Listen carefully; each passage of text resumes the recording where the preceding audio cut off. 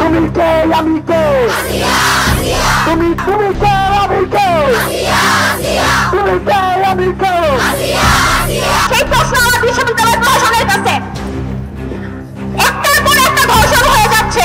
ইতিহাস থেকে রাজশাহীকে কখনোই মুছে ফেলা যাবে না। রাজশাহী থেকে মনে হচ্ছে আমাদের নাগরিক নাগরিক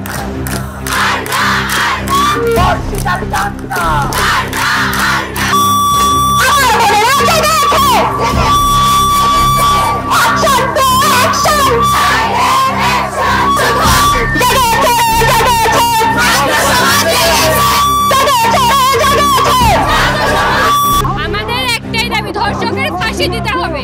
এটার একমাত্র শাস্তি হতে পারে মৃত্যুদণ্ড এবং এমন দৃষ্টান্তমূলক শাস্তি হওয়া উচিত যাতে বাংলাদেশের কোনো নাগরিক এবং কোনো মানুষ যাতে নারীর উপর কুদৃষ্টিতে তাকানোর সাহস পর্যন্ত না পায়।